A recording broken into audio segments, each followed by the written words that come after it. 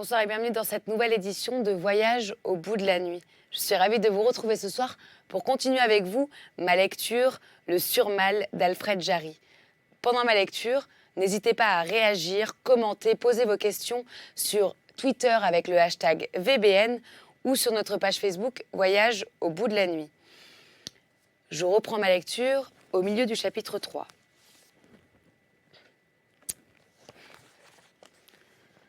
« Regardez, je vais tuer la bête, dit Marcueil très calme. »« Quelle bête ?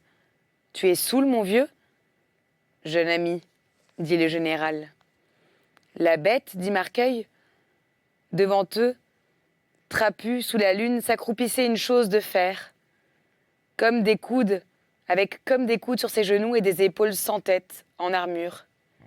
« Le dynanomètre !» s'exclama hilar le général. « Je vais tuer cela !» répéta avec obstination Marcueil. « Mon jeune ami, dit le général, quand j'avais votre âge et même moins, que j'étais taupin à Stanislas, j'ai souvent dépendu des enseignes devissées des Vespasiennes, volé des boîtes au lait, enfermé des pochards dans les corridors, mais je n'ai pas encore cambriolé de distributeur automatique. Il n'y a pas à dire, tu prends ça pour un distributeur automatique. Enfin, il est saoul. Mais fais attention, il n'y a rien là-dedans pour toi, mon jeune ami. C'est plein de force et plein de nombre là-dedans, causait tout seul André Marcueil. Enfin, condescendit le général, je veux bien t'aider à casser cela. Mais comment ? Coup de pied, coup de poing ? Tu ne voudrais pas que je te prête mon sabre pour le mettre en 2 morceaux ? Casser cela ? Oh non, dit Marcueil, je veux tuer cela. Gare la contravention, alors pour bris de monument d'utilité publique, dit le général. Tuer ? Avec un permis ? Dit Marcueil. Et il fouilla dans la poche de son gilet et en tira une pièce de 10 centimes, française. La fente du dynanomètre, verticale, luisait. C'est une femelle, dit gravement Marcueil, mais c'est très fort. La pièce de monnaie déclencha un déclic. Ce fut comme si la massive machine sournoisement se mettait en garde. André Marcueil saisit l'espèce de fauteuil de fer par les 2 bras et sans effort apparent tira. « Venez, madame, dit-il. » Sa phrase s'acheva en un fracas de ferraille formidable. Les ressorts rompus se tordaient sur le sol comme les entrailles de la bête. Le cadran grimaça et son aiguille vira affolé 2 ou 3 tours comme un être traqué qui cherche une issue. « Trottons-nous, dit le général. Cet animal, pour m'épater, a su choisir un instrument qui n'était pas solide. » Très lucide, maintenant tous les deux, quoique Marcueil n'eût pas pensé à jeter les 2 poignets qui lui faisaient des cestes brillants, ils refranchirent la clôture et remontèrent l'avenue vers le coupé. L'aube se levait, comme la lumière d'un autre monde. Chapitre 4. Un petit bout de femme. La femme qui entre a le même froufrou que celle qui se déshabille. Le lendemain matin, Miss Elson entrait chez André Marcueil. Il venait de prendre son premier déjeuner, en secret, car il suivait un régime de viande de mouton cru. Comme un poitrinaire désespéré ou comme un sauvage bien portant. Il s'était livré ensuite à ces ablutions compliquées, telles que les eût pratiquées un adepte aveuglément crédule de la méthode de l'abbé Necnep. Ou une prostituée professionnelle. Il était encore roulé dans des linges humides et par-dessus dans une sorte de robe de moine en grosse laine. Emmitouflement hygiénique, dit le manteau espagnol. À ce moment-là, Hélène parut. Un bourdonnement d'une acuité croissante avait annoncé sa venue. On eût dit une sirène de steamer. Et tant que le bourdonnement persista, Marcueil eut ce mot dans les oreilles. Sirène. Un automobile monstrueux, le modèle de course unique inventé tout récemment par Arthur Goh, ému par des mélanges détonnants, dont le secret appartenait à William Elson. Le même véhicule sur lequel Elson et sa fille étaient partis la veille, mais cette fois piloté par Hélène toute seule, s'était précipité à des allures d'hippogriffe vers le perron. Sirène. Ce nom avait été suggéré à Marcueil par le ronflement du moteur qui ébranlait les vitres de l'Urance. Le masque de chauffeuse, en peluche rose, d'Hélène lui dessinait une curieuse tête d'oiseau. Et Marcueil se rappela que les vraies sirènes de la fable n'étaient point des monstres marins, mais de surnaturels oiseaux de mer. Hélène ôta son masque, du geste dont un homme salue. C'était une petite femme, un petit bout de femme, comme avait dit le général. Brune et pâle, sauf du rose aux joues avec une figure ronde, un nez un peu retroussé, des lèvres étroites, d'immenses cils et presque pas de sourcils, de telle sorte que si elle se tournait de profil, les longs cils bruns se détachaient hors du visage. Et on pouvait s'imaginer, ses cheveux étant dissimulés sous la toque de cuivre fauve, qu'elle était blonde. Après quelques phrases banales, « Ma visite est incorrecte, dit Hélène. » Le costume de Marcueil, toujours serré dans son manteau espagnol, répondait éloquemment pour lui dire qu'il ne l'était pas au moins. Mais si bizarre et un peu ridicule que fût ce costume, une pudeur cénobitique ne l'eût pas désavoué. La robe de bure engainait Marcueil de la nuque aux chevilles. Hélène, sans affectation, laissa descendre son regard sur les pieds, nus dans des socs de bois. Il était extraordinairement petit, comme les vases antiques, figures sceaux des faunes. Et elle n'en vit que le renflement du talon et de l'orteil. La cambrure de la plante se perdait sous la robe comme une voûte lilliputienne s'élève. Elle murmura, ainsi qu'un mot d'ordre qui serait compris de Marcueil et d'elle seule. L'Indien tant célébré par Théophraste. Marcueil, qui n'avait pas son lorgnon, baissa les yeux soudain, comme pour dissimuler son âme, ou toute autre chose intérieure à la jeune fille. Hélène continua avec tranquillité un dialogue pas commencé. Devinez pourquoi je crois à l'Indien. Parce que personne n'y croira, heureusement. En public, d'ailleurs, je n'y croirai pas. Ne vous étonnez point, quand nous nous reverrons dans quelques salons, que je ne me moque plus, et plus forcément qu'aucune femme de l'homme dont la force n'a pas de limite. Combien avez-vous eu d'amants ? Demanda Marcueil avec une simplicité froide. Sans répondre à cette question, elle dit « Vous aimez les chiffres ?» Soit, il y a une chance sur 1000 que l'Indien existe, et pour cette chance, il valait la peine de venir. Il y a 1000 chances pour une, et ceci importe à ma respectabilité, que personne ne croit que l'Indien existe.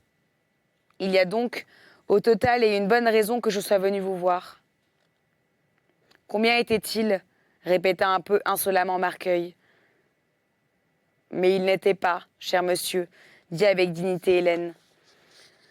Mentir est classiquement féminin, mais vague, dit Marcueil. Ils n'ont pas compté aux yeux du monde, qui n'a rien su, ni au mien, car je rêvais davantage. L'amant absolu doit exister puisque la femme le conçoit. De même qu'il n'y a qu'une preuve de l'immortalité de l'âme, c'est que l'être humain, par peur du néant, y aspire. Aïe, fit à part Marcueil qui n'aimait pas la scolastique, ni aucune espèce de philosophie ou littérature. Peut-être parce qu'il les possédait trop. Puis tout haut, pour ne pas être en reste de pédanterie, il situa la citation. Ipsissima verba sancti Thomas. Donc dit avec beaucoup de naturel, Hélène, j'y crois parce que personne n'y croira, parce que c'est absurde, comme je crois en Dieu. D'abord parce que si d'autres y croyaient, je ne l'aurais plus à moi seule. Je serais trompée et jalouse. Et puis il me plaît de rester vierge, de la seule manière qui ne soit pas incompatible avec la volupté et que reconnaisse le monde. On est vierge quand on réunit deux conditions, n'être pas marié et que l'amant soit inconnu, ou impossible. L'Indien comme amant, dites-vous, répéta Marcueil. Je dis, vous non point par trop de respect, mais parce que je suppose que vous êtes plusieurs femmes. Et sa voix changea, et se fit paternellement douce, comme s'il consolait un enfant de la privation d'un joujou qui le trouvait imprudemment de lui donner. L'Indien, c'est de la curiosité ou de la littérature, ce n'est pas amusant. Cela nécessite des tas de petites cuisines, à partir de 11 par exemple, pour ne pas parler que des rudiments et puisque nous ne pouvons éviter les chiffres. Un peu avant de prendre congé des forces humaines, le plaisir doit être à peu près le même que peuvent éprouver les dents d'une scie rodée par une lime. Il faut recourir à des pansements et liniments. À partir de 11, nota Hélène. Ensuite, il y a quelque part au loin dans la série des nombres, le moment où la femme tourne en hurlant sur elle-même et court par la chambre comme l'expression populaire est admirable. Comme un rat empoisonné. Il y a peut-être pas d'Indien, c'est plus simple. Quand un homme et une femme dissertent si longtemps avec autant de calme, c'est que l'un ou l'une espère qu'ils ne sont pas loin de tomber dans les bras l'une de l'autre. « Tu n'as pas de cœur, cria Hélène. « Je n'ai pas de cœur, madame ?»« Soit, dit Marcueil. Alors je le remplace sans doute par autre chose, puisque vous êtes venue. Il se mordit les lèvres et ouvrit la fenêtre. Leur entretien cessait d'être intime, apporté maintenant par la baie large des vallées s'empressant dans la cour. Hélène saisit la main de Marcueil. « Vous êtes chiromancienne » interrogea-t-il avec raillerie, sans paraître comprendre le geste banal. « Non, mais je lis dans tes yeux que je vois tout nus aujourd'hui, que si l'on doit croire à la métempsychose, tu as été quelque part dans des temps anciens une très vieille reine courtisane. » « Toutes les courtisanes sont reines, répondit Marcueil pour dire une insignifiance, et en effleurant avec une galanterie impassible le gant d'Hélène de ses lèvres velues. Le gant, comme un curieux petit animal excité ou irrité, se crispa. Marcueil n'eût pas été très étonné de l'entendre japper. Au pied du perron, d'un doigt fébrile, Hélène cassa la tige d'une rose rouge. Marcueil, toujours grave, interpréta. « Vous aimez les fleurs ?» Il affectait de croire à un caprice et de s'excuser de ne l'avoir point prévenu. Les roses de Lurance l'eussent justifié. Elles avaient une renommée immémoriale, et plusieurs étaient des variétés uniques. Marcueil ouvrit la serpette d'un couteau de poche et s'approcha du parterre. Miss Elton remercia d'un mouvement de tête. « Inutile, je pars demain. J'aimerais, il est vrai, que leur parfum et leur couleur m'égayent de la longue voie monotone et les wagons enfumés. Mais elle se fanerait. » Avec un empressement qui choqua Hélène, Marcueil fait disparaître son canif. « J'oubliais. La grande course. Oui, il ne faut pas qu'elle se fane. » Hélène, pour n'avoir pas à s'avouer qu'elle trouvait les manières de Marcueil un peu trop brutalement discourtoises, se réinstalla avec brusquerie sur sa voiture, qui s'ébroua. Sans aucun ornement ni confort, rudimentairement peinte de minium, la machine exhibait sans pudeur, on eût dit avec orgueil, ses organes de propulsion. Elle avait l'air d'un dieu lubrique et fabuleux en levant la jeune fille. Mais celle-ci tournait à son gré par une sorte de couronne. La tête du monstre docile à droite et à gauche. Les dragons de légende sont toujours couronnés. La bête métallique, comme un gros scarabée, essaya ses élytres, gratta, trépida, mâchonna avec ses palpes et s'en alla. Hélène, qui avait une robe vert pâle, parut une petite algue approcher en travers d'un gigantesque tronc de corail, emporté par un courant. Marcueil, préoccupé, écoutait décroître le bourdonnement sifflant du moteur. Il en écoutait encore le souvenir au fond de ses oreilles, que le son réel l'avait depuis longtemps disparu. Il ne faut pas qu'elle se fane, réfléchissait-il. Enfin, comme réveillé, il appela le jardinier et lui ordonna de couper toutes les roses.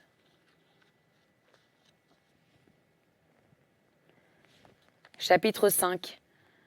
La course des 10 000 miles. William Elson avait dépassé 40 ans quand naquit sa fille Hélène. En cette année 1920, il était plus que sexagénaire, mais la sveltesse de sa haute taille, la vigueur de sa santé et la lucidité de son cerveau démentaient les dates de sa barbe blanche. Il s'était illustré par ses découvertes toxicologiques et avait été nommé président de toutes les nouvelles sociétés de tempérance aux États-Unis. Du jour où, par un revirement prévu de la mode scientifique, il fut proclamé que la seule boisson hygiénique était l'alcool absolu. C'est à William Elson que l'on dut l'invention philanthropique de dénaturer l'eau portée par des conduites à domicile de façon à la rendre impotable, tout en la laissant propre aux usages de la toilette. À son arrivée en France, ces théories furent discutées par quelques médecins attachés aux anciennes doctrines. L'adversaire, le plus âpre, fut le docteur Batibus. Il objecta notamment, dînant dans un restaurant avec Elson, qu'il était sûr de reconnaître chez lui le tremblement des mains d'alcoolique. Pour toute réponse, le vieil Elson sortit son revolver et visa le bouton de la sonnerie électrique. Simple promptitude du coup d'œil. « Pourriez-vous objecter ?» dit-il au docteur. « Veuillez donc me tenir cette carte de menu devant la figure. » Sa main n'avait pas bougé après que fut interposé l'écran. Le coup partit. L'arme tirait des balles, doum doum. Il ne restait rien du bouton électrique, assez peu de la cloison, et quelques hurlements inachevés d'un paisible consommateur qui en était au hors-d'œuvre dans le cabinet voisin. Mais cependant, une seconde, le bouton électrique, percuté au centre, avait transmis le courant à la sonnerie. Le garçon parut. « Une autre bouteille d'alcool » commanda Elson. Tel était l'homme que ses travaux conduisirent à l'invention du Perpetual Motion Food. Que William Elson, ayant enfin fabriqué ce Perpetual Motion Food, est résolu, de concert avec Arthur Goh, de lancer son produit par une grande course d'une équipe cycliste qui en serait exclusivement alimentée. Contre un train express, cela n'est pas un événement sans précédent. Maintes fois en Amérique, dès que les dernières années du XIXe siècle, des quintuplettes et des sextuplettes ont battu des rapides sur 1 ou 2 miles. Mais ce qui était inédit, c'est de proclamer le moteur humain supérieur au moteur mécanique sur les grandes distances. La belle confiance que son succès inspira par la suite à William Elson dans sa découverte dut l'emmener peu à peu aux idées d'André Marqueuil, touchant l'illimité des forces humaines. Mais en homme pratique, il ne les voulut juger illimités que grâce à la coopération du Perpetual Motion Food. Quant à savoir si André Marqueuil a pris part ou non à la course, quoique Miss Elson fût persuadée de l'y avoir reconnu, c'est ce dont nous laissons à juger dans ce chapitre. Pour plus d'exactitude, nous empruntons le récit de la course dite du Perpetual Motion Food, ou des 10 000 miles, à l'un des hommes de la quintuplette, Ted Oxborough, tel que l'a recueilli et publié le New York Herald. Couché horizontalement sur la quintuplette, du modèle ordinaire de course 1920, pas de guidon, pneus de 15 km, 1000 mm, développement de 47 mètres 34, nos figures plus bas que nos selles dans des masques destinés à nous abriter du vent et de la poussière.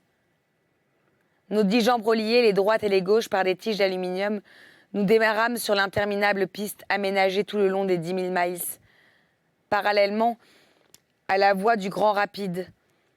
Nous démarrâmes entraînés par un automobile en forme d'obus, à la vitesse provisoire de 120 km à l'heure.